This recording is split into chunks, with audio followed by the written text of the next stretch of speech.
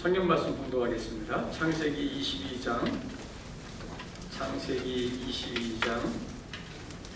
제가 전체를 다 읽으려고 했었는데 시간 때문에 9절부터 18절까지, 창세기 22장 9절부터 18절까지 우리 함께 빨리 읽는 분들은 조금 속도를 좀 늦춰주시고 천천히 읽는 분들은 조금만 당겨주시고, 그래서 같이 읽습니다. 9절부터 시작. 하나님이 그에게 일러주신 곳에 이른지라 이 아브라함이 그곳에 제단을 쌓고 나무를 벌려놓고 그의 아들 이삭을 결박하여 제단 나무 위에 놓고 손을 내밀어 칼을 잡고 그 아들을 잡으려 하니 여호와의 사자가 하늘에서부터 그를 불러 이르시되 아브라함아 아브라함아 하시느니라. 아브라함이 이르시되 내가 여기 있나이다 하매 사자가 이르되 그 아이에게 내 손을 대지 마라. 그에게 아무 일도 하지 마라.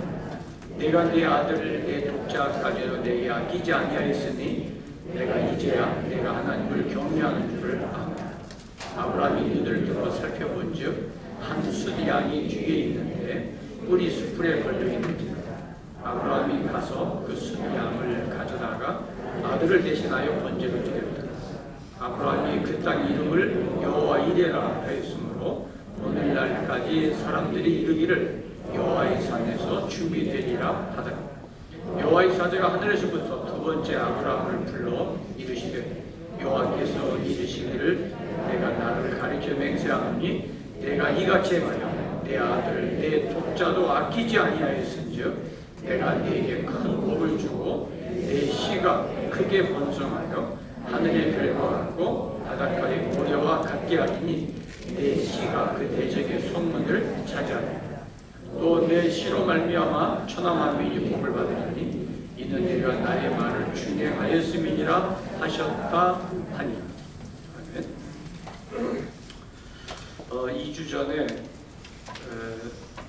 야생의 모리아 산으로 가자 말씀을 전했고, 오늘 모리아 재단의 CCTV 포렌식까지 뒤에 있는데 포렌식은 제가 뺐습니다. 아브라함이 이삭을 제물로 드리던 그 시대, 지금부터 약 4천여 년 전, 무슨 CCTV가 있었겠어요. 하지만 오늘 이 사건, 이 현장이 우리가 단순하게 성경에서 기록되어 있는 하나의 스토리가 아니라 이 안에 우리가 미처 발견하지 못하는 많은 부분들이 있다는 것을 여러분들과 함께 오늘 말씀 속에서 좀 찾아보려고 합니다. 그래서 모리아 재단에 CCTV가 있었다면 그 CCTV에 찍혀있는 아브라함과 이삭의 행동들, 그것들을 한번 끄집어내서 한번 재해석해보자 하는 의미에서 모리아 재단의 CCTV를 오늘 말씀을 같이 나누려고. 갈라디아서 4장, 나중에 집에 가서 한번 찾아보세요. 갈라디아서 4장 21절로 31절을 보면 거기에 하갈과 이스마엘 그리고 사라와 이삭, 하갈과 사라의 관계를 사도 바울이 해석을 해놨어요. 사라는 아브라함의 본처죠. 본처. 그렇기 때문에 명실상부한 조강지처입니다. 그런가 하면 하갈이라고 하는 여자는 아브라함의 아내 사라가 자기 남편으로 하여금 하나님의 약속한 아들을 좀, 자기가 못 낳으니까 아들을 좀 낳게 했으면 좋겠다. 그래서 하갈을 남편에게 첩으로 주어서 아들을 낳게 했어요. 근데 그 하갈의 신분은 종입니다. 하갈의 신분은 사라의 종입니다. 그래서 자유가 없습니다. 이거를 가르쳐서 사도 바울은 갈라디아서 4장에서 자유하는 여인의 아들, 자유하지 못하는 종의 여인의 아들에 대해서 율법과 복음으로 설명하겠어요. 이게 무슨 말이냐면 성경에 기록된 역사적 사건이 하나의 이야기로 끝나는 게 아니라 그 사건들 속에 하나님께서 우리에게 말씀하시고자 하는 의미가, 메시지가 들어있다는 거예요. 그거를 랍비들이 깨닫고 그리고 백성들에게 전해주었고, 그것이 랍비들의 역할이고 뿐만 아니라 오늘날 교회가 해야 될 일이기도 합니다. 그래서 아브라함이 이삭을 하나님 앞에 번제로 드린 단순한 이 사건으로 끝나는 이야기가 아니라는 거예요. 그 속에는 이 말씀을 통해서 우리에게 전해지는 메시지가 있어요.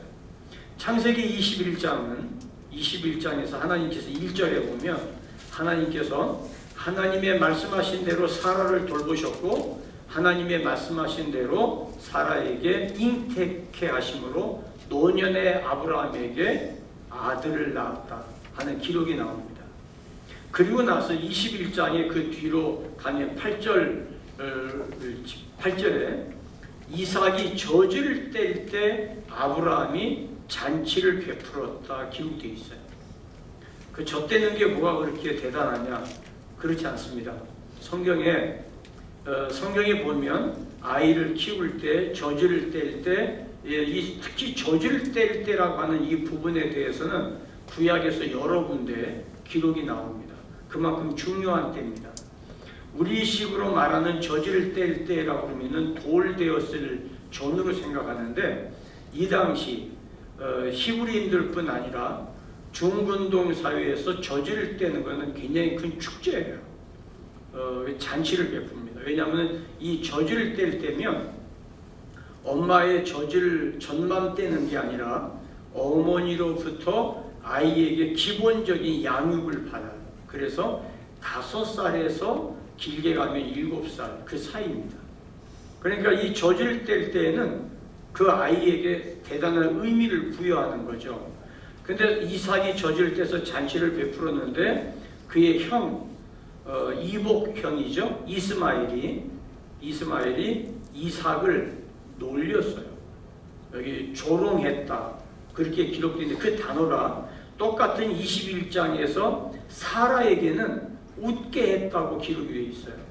근데 이 말을 이스마엘이 이삭에게 사용될 때에는 조롱하고 비웃음으로 기록이 됩니다. 이게 단어를 살짝 바꾸면 정반대 또는 유사한 그런 부정적인 의미를 갖게 되죠.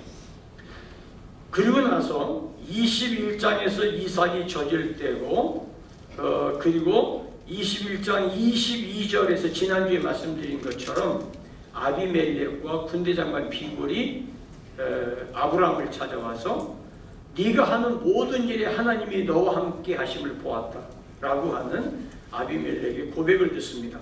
그리고 나서 21장에서 하나님께서 아브라함에게 이삭을 번제로 드리게 합니다. 이 사건이 끝나고 난 뒤 창세기 22장 20절부터 24절에 거기에 아브라함의 형제 나홀의 아들들에 대한 이야기가 나와요. 그리고 거기에서 리브가가 출생하는 과정이 나옵니다. 여기에서 리브가가 소개되는 것은 이삭이 하나님 앞에 번제물로 드려지고 난 뒤에 이삭을 위하여 리브가를 하나님이 준비하고 계신 것을 보여주는 거예요. 그리고 난 다음에 23장에서 사라가 127세의 나이로 세상을 떠납니다. 그러면 사라가 죽을 나이에 이삭은 37살입니다. 그러니까 이삭을 제물로 드렸던 때는 그 훨씬 이전이죠. 이전인 것을 알 수 있고, 그리고 23장에서 사라가 죽고 난 뒤에 장례를 치르는데 24장에서 이삭의 결혼 문제가 등장해요. 그런데 이 장을 24장을 보면 창세기에서 이삭의 결혼과 관계된 내용이 가장 길게 기록이 됩니다. 자그마치 67절에 해당하는 장대한 분량을 이삭의 결혼과 연관해서 기록이 되어져요. 물론 창세기에서도 이것 말고도 많은 양을 기록한 것이 있다면은 요셉이 감옥에 들어갔다가 나와서 국무총리가 되는 과정도 상당히 길게 기록이 되는데 이삭이 결혼하는 문제보다는 짧습니다. 근데 이삭에 관해서 이삭이 모리아 제단에 드려지고 나고 그 다음에 어머니가 죽고 그리고 이삭이 결혼하는 이 과정에서 22장은 그런 의미에서 대단히 중요한 사건이에요. 아브라함과 이삭에게 있어서. 그래서 오늘 이 문제를 모리아 제단의 CCTV로 포렌식하면서 다시 한번 보려고 하는 겁니다. 우리가 기억할 것은 이 사건 때문에 아버지가 아들을 번제물로 드린 사건 때문에 세간에 믿지 않는 사람들이 질문을 합니다. 사랑이 하나님이라면서 아들을 제물로 요구하는 신? 그 신 믿어도 되냐? 기독교는 신앙을 이유로 믿음을 빙자해서 아들을 제물로 삼을 만큼 잔인한 종교인가? 성경은 사람을 이렇게 잔인하게 신앙심을 시험하는 종교인가? 믿음이라는 이유 하나만 가지고 믿음이라는 이유 가지고 이해되지 않고 불합리한 요구에도 맹종하듯 복종해야 되는 종교인가? 하는 거예요.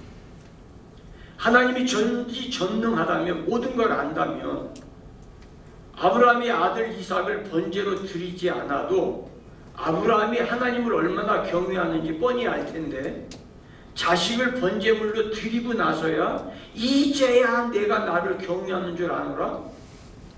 하나님이 좀 불합리하고 불완전하지 않아? 하는 이야기. 하나님이 그전에는 몰랐던 말인가? 이런 질문들을 우리가 듣게 되면 대답하기가 참 난해할 때를 우리가 맞이하게 됩니다.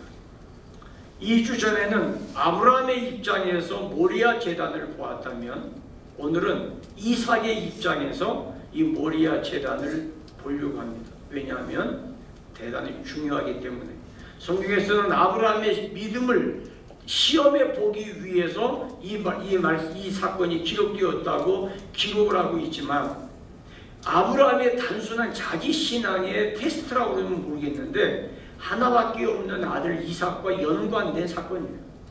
그렇기 때문에 이 사건은 아브라함 혼자만의 일이 될 수가 없어요. 여기에는 이삭과 직간접적으로 연관이 되어져 있어요. 아브라함이 이삭을 데리고 모리아 산으로 갈 때 아브라함 자체가 하나님이 내 믿음을 지금 테스트하고 있는 거야. 이거를 알고 간 것이 아니에요. 성경에 보면 하나님이 아브라함을 시험해 보려고 하나님께서 생각을 하셨고 그리고 아브라함에게 하나밖에 없는 외아들 독자 이삭을 모리아산 내가 내게 알게 하는 곳에 가서 번제로 드리라고 말씀하셨지 아브라함에게 너 믿음 시험해 볼 거야. 그러고 알려주셨다면 훨씬 수월했을 거예요. 여러분 우리가 신앙생활 하다 보면 이거 하나님이 더 시험하는 거야. 이런 상황을 경험할 때가 있어요. 이거 지금 하나님이 너 믿음 시험하는 거야. 네 인내를 시험하는 거야. 네가 하나님을 얼마나 신뢰하는지 너 지금 시험하는 거야. 이런 얘기 들으면 여러분 기분이 어떠세요? 그런 일 당할 때 썩 기분이 좋지 않아요. 하나님 이런 식으로 나를 시험해 봐야 돼? 이런 식으로 내 믿음을 저울질 해봐야 돼? 그럽니다. 그런데 어쨌든 내가 원하든 원하지 아니하든 우리는 때로는 우리의 신앙과 믿음과 태도에 대해서 점검받을 때가 있다는 것을 한번 기억했으면 좋겠습니다. 반면에 이삭에게 있어서 아버지와 함께 모리아산에 갔는데 이 산에서 경험한 것은 이삭의 경우에는 평생 잊을 수 없는 끔찍한 사건입니다.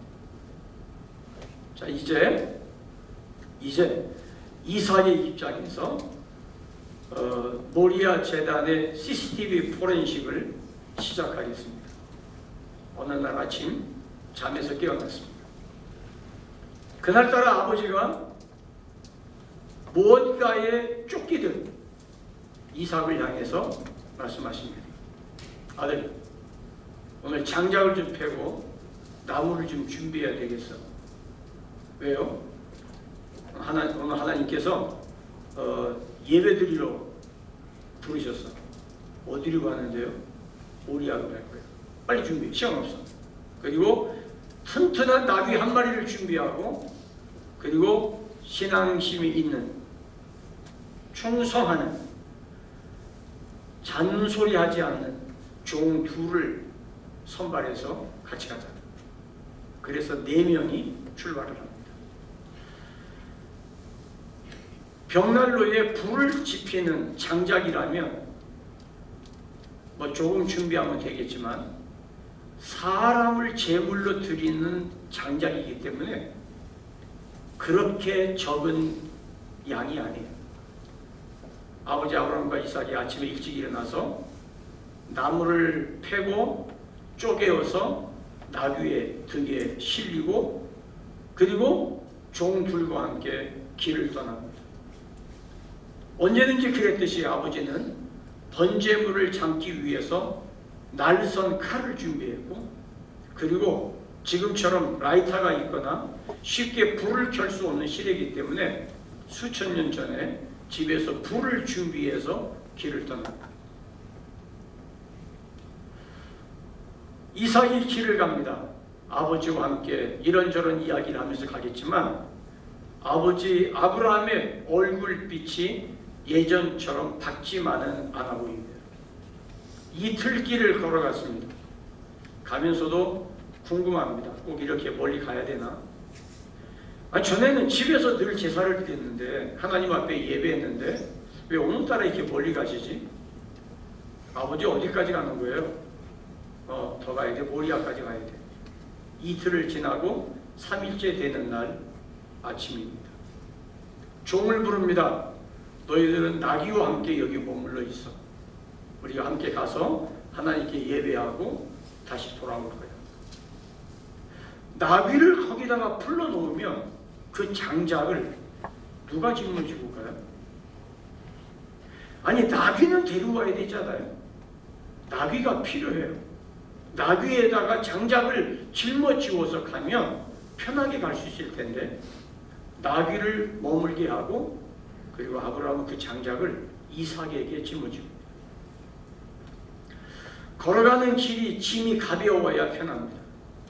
장작이 그렇게 등에 짊어지면 매끈매끈한 게 아닙니다. 불편합니다. 어쩌면 하루 종일 걸어가면서 등가죽이 벗겨졌을지도 모릅니다.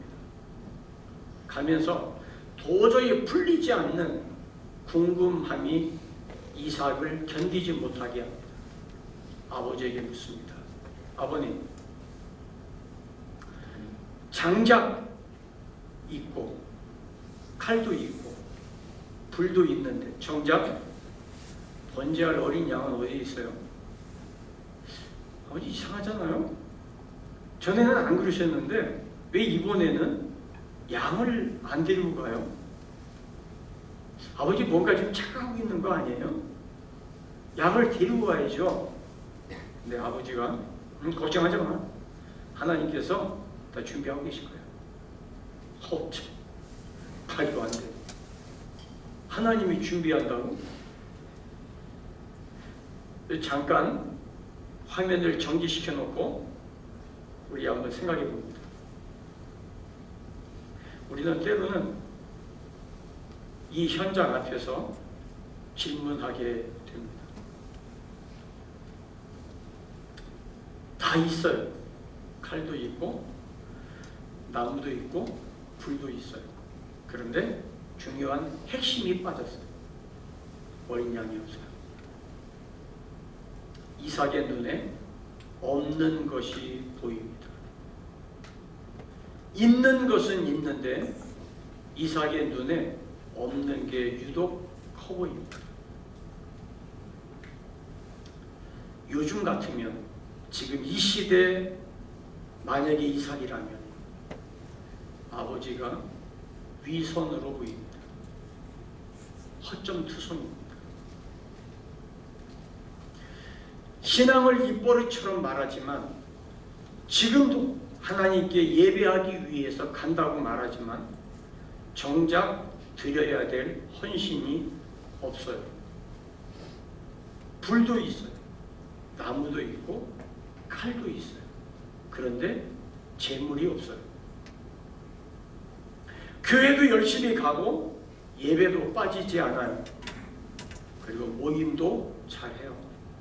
성경도 그 정도면 많이 읽어요. 기도도 해요. 그런데 자기 희생이 없어요. 헌신하지 않아요. 말은 많이 하는데 행동으로 보여주는 것이 없어요. 마치 알맹이 없는 헛바퀴 도는 것처럼 이삭의 눈에 보입니다. 오늘 이삭과 같은 세대가 아브라함과 같은 세대를 향해서 이런 질문을 할 수도 있습니다. 멀리 가야 돼요? 집에서 드리면 안 돼요? 그렇게 몇 날 며칠을 걸어서 불편하게 그렇게 멀리까지 가야 돼요? 집 가까운 데도 교회가 있는데. 아버지 너무 고집 부리는 거 아니에요? 아버지가 너무 예배를 강요하시는 거 아니에요? 내가 커서 집을 떠나면 아버지의 간섭으로부터 나는 자유하겠습니다. 이삭뿐 아니라 아버지와 아들과의 관계가 아니라 교회 안에서 다른 사람들을 볼 때에도 그렇습니다. 진짜 신앙생활에서 내가 생각하는 핵심은 뭡니까? 여러분들은 신앙생활의 핵심이 뭐라고 생각하세요?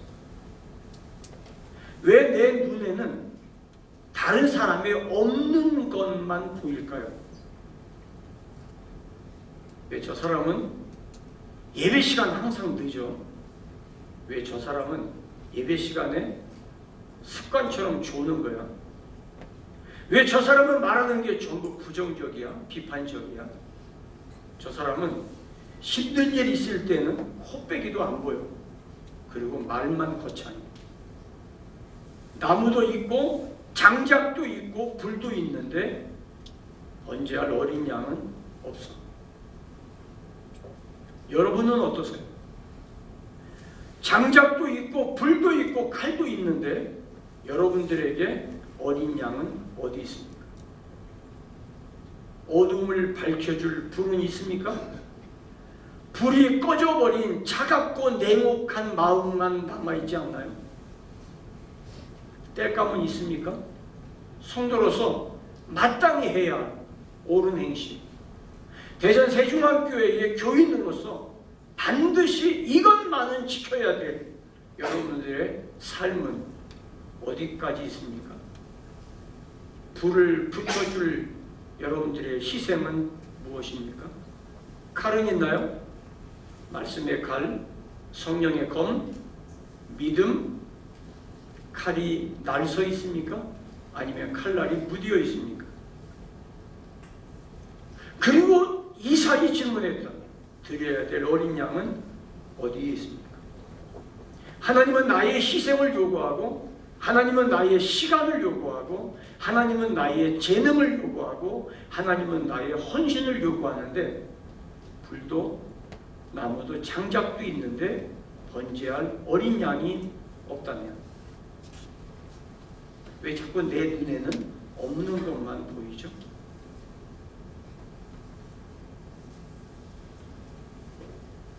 그러는 사이에 모리아 제단에 도착했습니다.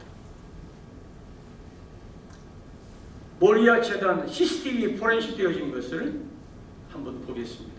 현장에 도착한 아버지와 아들, 구슬땀을 흘리며 현장에 도착해서 아버지는 아들의 등에 베어진 장작을 내립니다.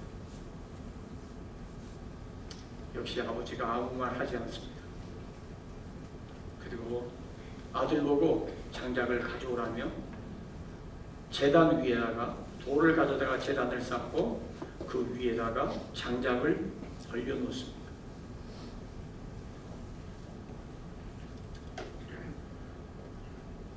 이삭이 궁금한 게 지워지지 않습니다. 아니, 양도 없는데 어디서 양이 온다고? 누가 배달의 민족이 배달해 주는 것도 아닐 텐데 마치 여기 양이 있는 것처럼 나무를 벌려놓을 때 양을 올려놓기 편리하게 그렇게 다듬고 정리하고 또 정리하면서 나무를 벌려놓고 있어요. 이삭의 눈에는 아버지의 행동이 이해되지 않습니다. 양은 도대체 양이 어디 있는데 이렇게 나무를 벌려놓는데 정성을 다하고 아버지가 요즘 말대로 치매기가 있나? 왜 이러시는 거지? 아무리 봐도 양이 없는데 어떻게 하려고 그러지? 이삭의 마음이 초조해집니다.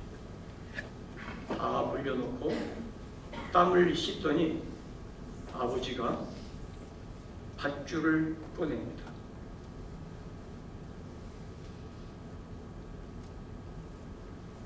너야. 네가 재물이야. 하나님께서 너를 재물로 요구하셨어.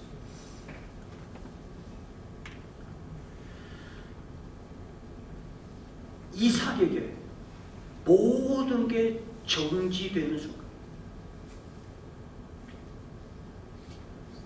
온 몸이 굳어지는 순간 아버지에게 할 말을 잃어버렸어요. 미쳤어. 이건 아버지가 미친 거예요. 이럴 수가 없어. 나를 하나님이 제물로 요구해. 여러분이 이삭의 입장이라면 어떻게 하시겠어요? 아버지가 이삭을 결박합니다. 제물은 너야. 내가 여기까지 작약을 짊어지고 왔는데 그러면 그렇다고 출발할 때부터 나를 하나님이 제물로 드린다고 하지 어린 양 어디 있냐고 물으니까 하나님이 준비해드려요. 아버지가 나를 기만한 거 아니에요? 아버지가 나를 속인 거 아닙니까? 여러분 같으시면, 여러분이 이삭이라면 이 모리아 재단 CCTV 아래에서 무엇을 말씀하시겠어요? 어떻게 하시겠어요? 갑자기 들이닥친 죽음에 대한 공포입니다. 아버지의 손끝이 떨리기는 했지만 밧줄로 포박합니다.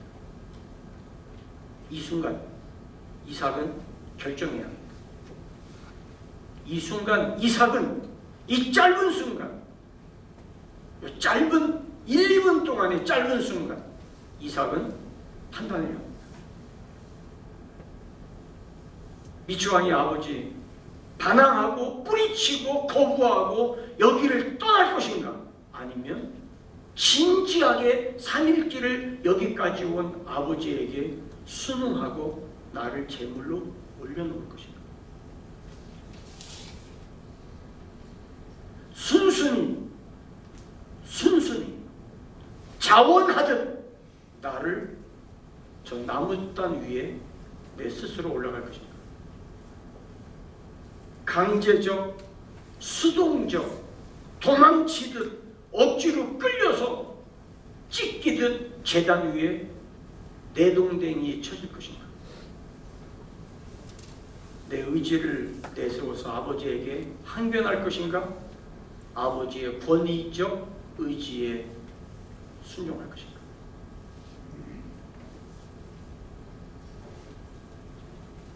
이삭입니다. 이 순간 CCTV를 멈추고 그 뒤에 그림자처럼 스치고 지나가는 무엇인가가 있습니다. 그것을 끄집어냈습니다. 내 마음이 매우 고민하여 죽게 되었으니 너희는 여기 머물러 나와 함께 깨어있으라. 내 아버지, 만일 할만하시거든 이 잔을 내게서 지나가게 하옵소서. 그러나 나의 원대로 마시고 아버지의 원대로 하옵소서. 이삭의 모습에서 겟세마네 동산에 핏방울이 맺히도록 몸부림치며 기도하셨다. 예수님의 모습이 보입니다. 이삭이 아니라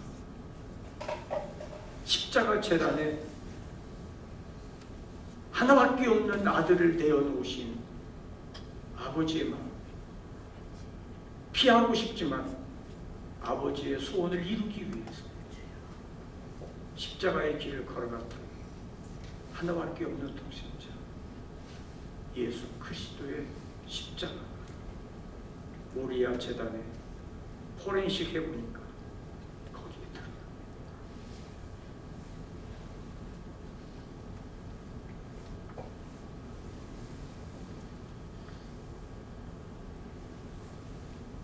아브라함은 3일 길을 걸어오면서 갈등했습니다. 하나님인가 아들인가? 하나님을 택한다면 아들을 버려야 되고, 아들을 택한다면 하나님을 버려야 됩니다. 아브라함의 고뇌는 모리아 제단에서 비로소 마침표를 찍게 됩니다.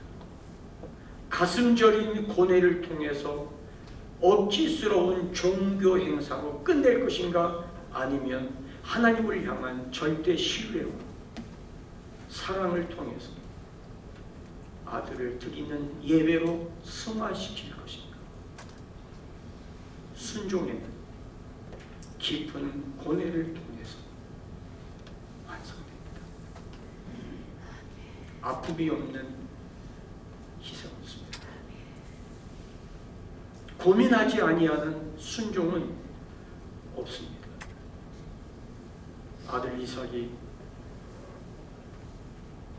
나무단 위에 누워서 눈부시게 장렬하는 태양을 바라보고 아버지의 얼굴을 바라봅니다. 그리고 아버지의 높이 쳐든 오른손 번뜩이는 칼날을 바라봅니다. 이삭은 이 순간 아버지를 넘어 하나님을 보는, 하늘의 오로라를 바라보는 결정적인 순간입니다. 그리고 아버지가 힘을 주어 손을 내리치려는 순간입니다. 아들 이삭이 조용히 눈을 감습니다. 내 인생은 여기서 끝납니다. 내가 꿈꿔왔던 많은 나의 삶과 나의 미래와 나의 비전과 나의 계획과 아버지를 호강시켜 드리려고 했던 내 모든 생각들은 여기서 끝납니다. 그리고 조용히 이삭이 눈을 감을 때 아버지의 손이 힘차게 하늘에서 밑으로 내려 꽂힙니다. 긴 시간이 아닙니다. 짧은 시간입니다. 그 순간 이삭은 마치 영혼 속에 유영하는 듯한, 시간이 그렇게 길 수가 없어요. 하나님의 사자가 아브라함의 팔을 탁 낚아칩니다. 스톱! 아브라함, 아브라함, 내 아이에게 아무 일도 하지 마. 손대지 마. 이제야 네가 하나님을 경외하는 내가 알았어. 네가 나에게 아끼지 아니하고 내 아들까지 내어주는 너를 내가 봤어. 여러분, 이 이야기가 하나님께서 아브라함에게만 하셨을까요? 저는 이 하나님의 이 말씀을 저는 이삭도 똑같이 들었으리라고 확신합니다. 아브라함이 눈을 감고 아버지의 칼날이 스치듯 자기의 목을 내리치는 순간을 숨죽여 기다렸는데, 칼이 떨어지는 소리와 함께 아버지의 내 목을 잡았던 아버지의 손이 세차게 흔들렸어요. 그리고 우렁차게 들립니다. 아브라함아, 아브라함아, 내 아이에게 아무 일도 하지 마라. 내 아이 손대지 마라. 내 아들 독자까지 나에게 아끼지 아니했으니 네가 나를 경외하는 줄 내가 이제 알았어. 여러분, 이 말을 듣는 순간 이삭은 실타래처럼 엉켰던 수많은 질문들이 안개처럼 사라지는 순간이었어요. 아하, 아버지가 정신 나간 늙은이가 아니었구나. 치매가 아니었구나. 이 머나먼 길을 여기까지 3일 길을 걸어오면서 내가 번제할 양이 어디 있냐고 물을 때 하나님이 자기를 위해 준비할 거라고 이해되지 않는 잠꼬대 같은 말도 안 되는 소리를 했을 때 나는 이해하지 못했는데, 이것이 하나님의 말씀을 들은 아버지의 행동이에요.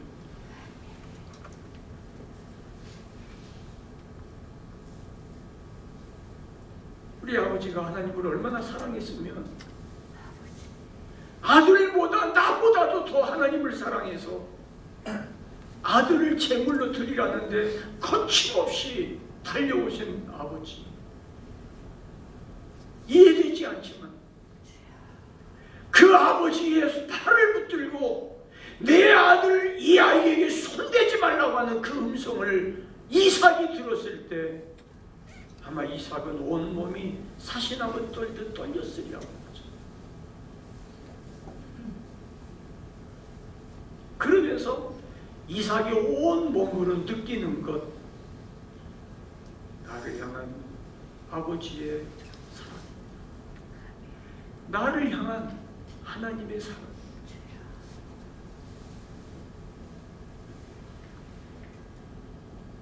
하나님이 나를 그렇게 사랑하셔서 아버지를 통해서 나를 주님 앞에 내어놓도록 말씀하십니다.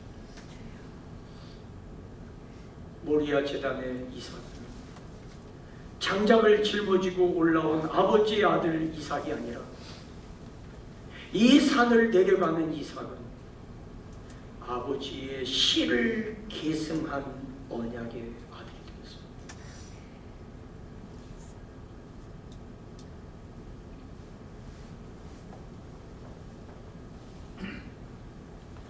사랑하는 세종안의 교우, 하나님께서 17절 18절에 말씀하세요. 내가 내게 큰 복을 주. 내 씨가, 그 아브라함의 씨가 이삭이, 내 씨가 이 이삭을 통해서 크게 번성하여 하늘의 별 바닷가에 모래와 같게 할 것이고 내 원수의 성문을 얻으리라.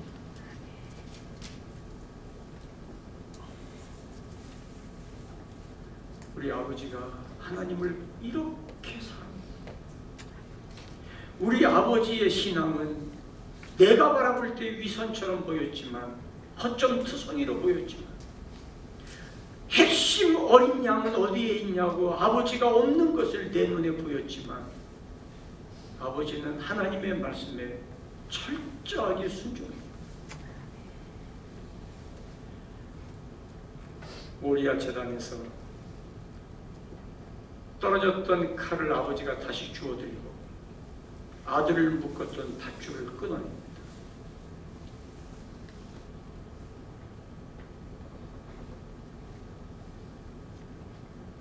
아브라함의 가슴에 벅차게 밀려오는, 파도처럼 밀려오는 감동이 있습니다. 그리고 죽음의 순간에 살아 돌아온 이삭의 영혼에 지울 수 없는 각인된 메시지가 깊게 깊게 박혀 있습니다.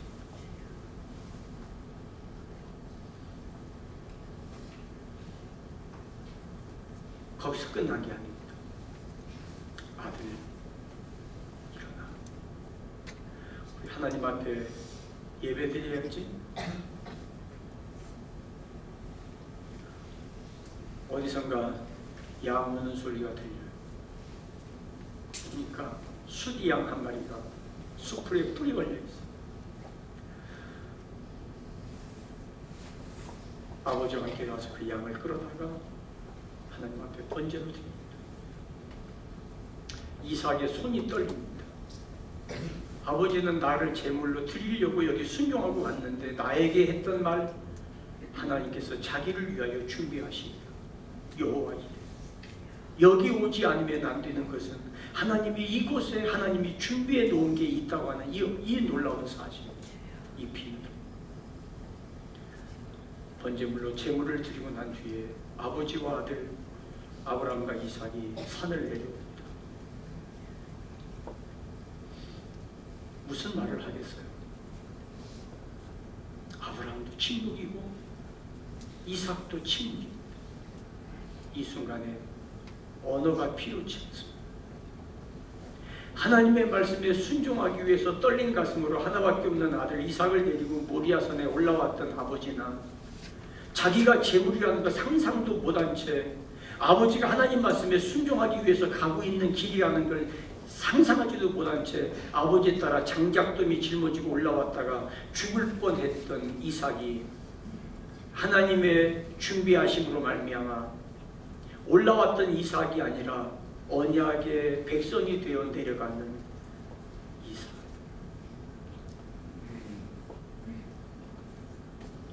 아브라함이 이삭에게 가르쳐 준 게 뭘까요? 언어를 통해 말하는 게 아니라 아브라함이 삶을 통해서 아버지의 행동을 통해서 아들에게 내려준 분명한 메시지가 있어요. 네 하나님 여호와를 사랑하라. 네 아버지처럼 나처럼 내 하나님 여호와를 사랑하라. 내 몸을 다하여 내 힘을 다하여 내 뜻을 다하여 네 하나님 여호와를 사랑하라. 신명기 6장 4절의 말씀이 모리아 제단에서 아브라함이 이삭에게 보여준 하나님을 향한 사랑입니다. 마음을 다하고 뜻을 다하고 성품을 다하고 힘을 다해 사랑하는 것이 무엇인지 아브라함은 이삭에게 삶으로 보여주었습니다.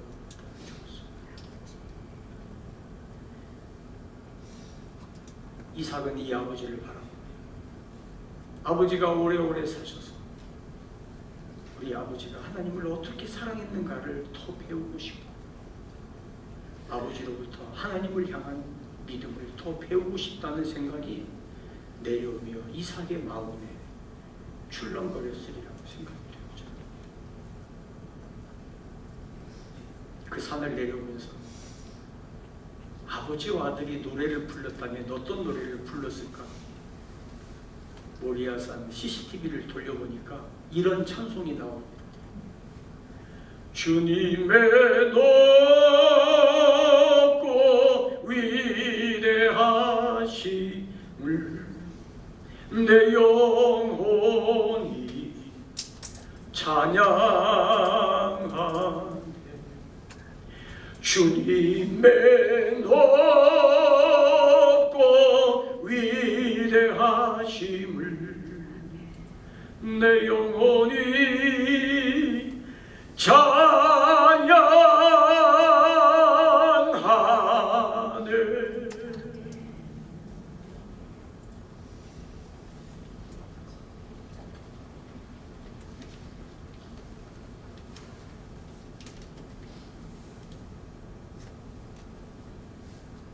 모리아 제단은 갈보리 엉터기 십자가 제단입니다.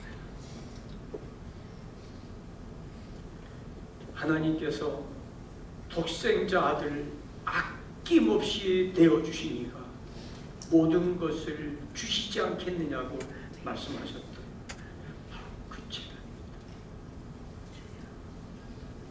아브라함이 가장 아끼는 아들 이삭을 아낌없이 내어놓아서 그런 아브라함을 바라보며 우리 하나님께서 아브라함, 네가 내 마음을 알겠니? 내가 내 아들 하나밖에 없는 독자를 위해서 십자가 제단으로 가고 있는 거 너 알겠니?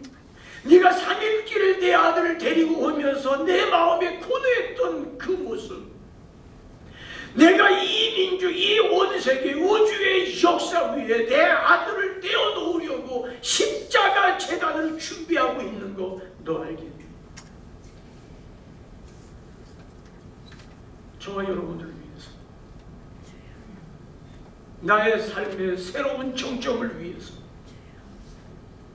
주님께서 당신의 아들을 아낌없이 내어주시고 나를 대신해서 수풀에 걸린 숫양 한 마리 준비하듯 주님께서 나를 대신해 십자가에 죽어주신 위대하신 모리아 언덕, 십자가 언덕에서 여러분들은 무엇을 생각하십니까? 모리아 제단은 나 자신의 끝이요 동시에 하나님의 시작입니다. 갈보리 언덕의 십자가 제단은 내 인생의 마지막이요 구원받은 하나님의 백성의 첫걸음입니다. 내 욕심으로 살면 안 됩니다. 내가 아끼고 아끼는 것 위해서 하나님을 등 돌리면 안 되는 겁니다. 죽음이라는 것은 절망이지만 말씀에 순종하는 것은 끝이 아니라 새로운 시작입니다. 우리는 살아가다 보면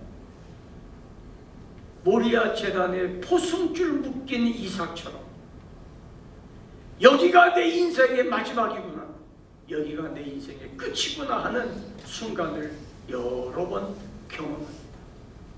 내가 잘되고 평탄한 길 가고 모든 일이 다 순조로울 때 하나님의 뜻을 깨닫는다는 것은, 깨달았다면 은혜요, 깨닫지 못했다면 그게 인간입니다. 인간은 죽음에 임박해서야 비로소 하늘의 뜻을 깨닫습니다.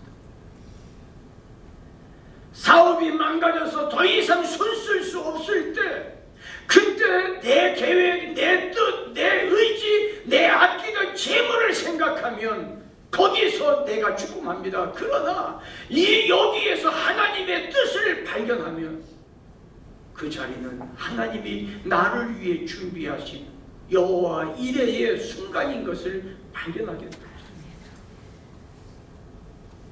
내가 병이 들고 내가 가진 것 없고 내가 심히 겪고 내가 부부가 함께 살지 못하고 결국에는 이혼을 하고 부모와 헤어지고 내 삶에 여러 가지 죽음에 직면한 것 같은 숨 쉴 수 없는 환경에 처한다 할지라도 그 거기가 주님이 함께하는 곳이라면 이삭이 제물로 죽는 자리가 아니라 여호와 이레 하나님의 준비하심을 경험할 수 있는 새로운 역사의 현장. 사랑하는 분들, 절망하지 마세요. 포기하지 마세요. 하루를 살아가기가 너무 힘들다고 몸부림치지 마세요. 내가 주님 앞에 나아가 주의 음성이 귀를 기울이고 하나님의 말씀을 붙드는 그 순간 하나님께서 너를 위하여 여호와의 산에서 희애를 드리리라. 죽음으로 사는 비결을 사도 바울은 터득했어요. 그래서 바울 사도께서 나는 날마다 죽노라, 나는 날마다 죽노라, 이 말은 내가 죽음에 직면할 때 하나님이 나에게 새로운 희망을, 하나님의 소망을, 하나님의 비전을, 하나님의 내일을 하나님이 나에게 새롭게 펼쳐주었다는 것을 발견했기 때문에 오늘 읽은 말씀처럼 나의 간절한 기대와 소망을 따라 아무 일에든지 부끄러워하지 아니하고 지금도 전과 같이 온전히 담대하여 살든지 죽든지 내 몸에서 그리스도가 존귀히 되기를 원하는, 내가 죽는 것도 유익합니다. 내가 죽는 것도 유익합니다. 하나님의 나라는 십자가 제단, 모리아 제단에 서면 죽음으로 끝나는 것 같지만 상상하지 못하는, 내가 도저히 이해할 수 없는, 내가 도저히 판단할 수 없는, 내가 도저히 내 의지로 결정할 수 없는 없는 하늘의 위대하신 역사가 거기에 있다는 걸 기억하기를 바랍니다. 이것을 경험하는 우리 세중앙의 지체들 되기를 바랍니다. 코로나 바이러스로 인해서 앞이 막히고 우리의 사업이 뒤범벅되어지고 앞길이 끊긴 것처럼 숨을 쉴 수 없는 이 순간이라고 주저앉지 마세요. 모리아 재단 앞에 가서 주님 앞에 무릎을 꿇으세요. 십자가 앞에 붙들고 기도하세요. 내 몸에서 그리스도가 존귀하게 되기를, 그 나라와 그 일을 먼저 구하는 여러분들의 삶이 되어진다면 하나님은 여러분들을 붙들고 가실 겁니다. 지난 11월 18일 오륜교회 다니엘 기도회에서 시네라 집사가 부모의 사명 4가지를 이야기했고, 성경을 통해 양육의 원리를 깨닫는 게 부모의 첫 번째 사명입니다. 성경을 통해서 양육의 원리를 깨달아야 된다. 내 아이가 아니라 나를 이 아이의 부모로 택하셨음을 기억해라. 내 아이가 아니라 이 아이의 부모로 나를 택하셨음을 알고 책임감 있게 아이를 키워라. 두 번째, 제대로 기도하는 부모가 되어야 한다는 것, 부모의 사명 두 번째. 이 말은 무슨 말이냐면, 무엇을 위해 기도하냐? 공부 잘하게, 취업 잘하게, 결혼을 위해 기도하는 게 아니라 부모를 떠나 부모가 없는 곳에 머무르고 부모가 없는 곳에 소속되었어도 하나님 앞에 하나님을 경외하며 살아갈 수 있는 아이가 되도록 기도해요.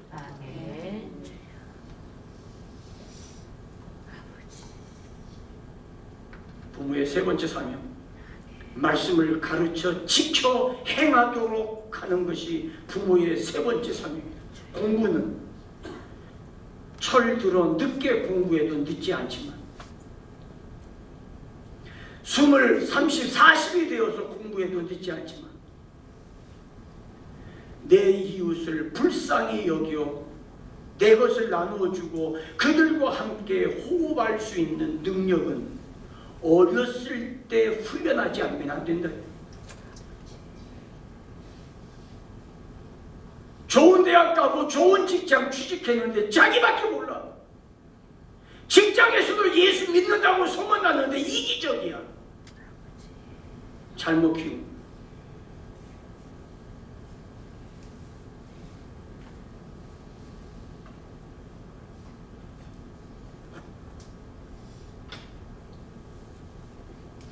선을 베풀 줄 알아. 이름 없이 아무도 보지 않는 곳에서 교회를 섬기고 교회를 사랑하고 헌신할 수 있는 그런 마지막 네 번째, 신앙의 참된 신앙을 유산으로 물려주는 것, 부모의 네 번째 사명. 참된 신앙 유산으로 물려주는 것. 시네라 집사가 모리아 재단에 아브라함과 이삭을 꿰뚫어 봤던 게 아닌가 하는 생각이 들어요. 여러분들은 자녀들에게 무슨 유산을 물려주시려?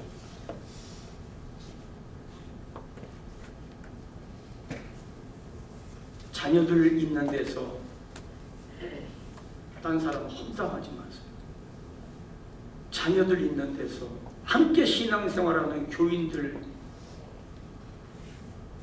비판하지 마세요. 자녀들이 있는 앞에서 교회를 사랑하십시오. 교회를 존중하십시오. 말 첫마디 하지 마세요. 행동으로 보여주세요. 애들이 보는 앞에서 교회에서 돈 10,000원짜리 하나 때문에 아웅다웅하고 다투는 모습 아이에게 보여주는 것은 비극입니다.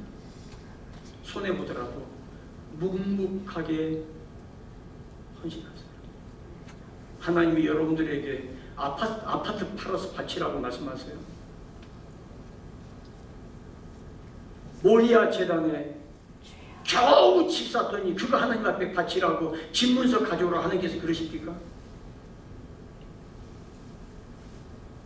그러나 때로는 내 인생에 살아가는 어느 경점에, 자주는 아니랄지라도 한 번쯤은 내 인생의 경점에 네가 가장 아끼고 가장 사랑하는 것, 네가 가장 여기는 옥합을 깨뜨릴 수 있다면 주님이 요구하신다면 여러분 어떻게 하시겠어요?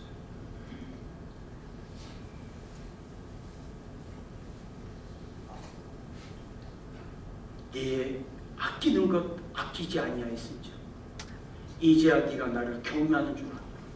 내가 네게 큰 복을 주고 내 싫어하여 원수의 성문을 얻게 하며 내 싫어하여 내가 내게 준 언약을 이어가게 하며 모리아 제단은 아브라함의 신앙을 테스트하는 시험장이었지만 이삭에게는 아브라함의 믿음을 계승하는 아브라함의 신앙을 그대로 이어가는 DNA를 물려받는 언약의 씨가 되는 순간이었어요.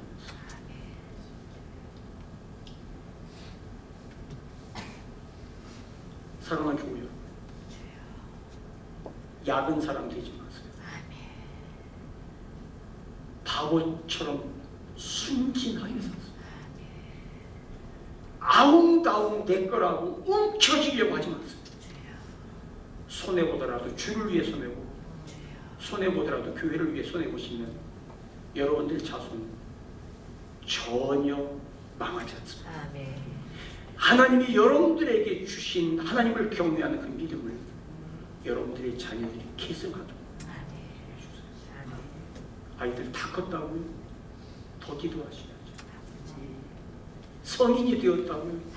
더 예배 소중하게 하세요. 더 교회를 사랑하세요. 내년 2021년 우리 교회 40주년입니다.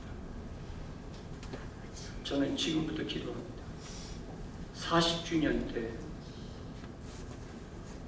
지금까지 지나왔던 숱한 길 가운데 하나님이 너의 가장 아끼는 것을 말씀하신다면 나는 무엇을 준비할 것인가? 여러분들 무엇을 준비하시겠어요? 모리아 재단의 CCTV 포렌식을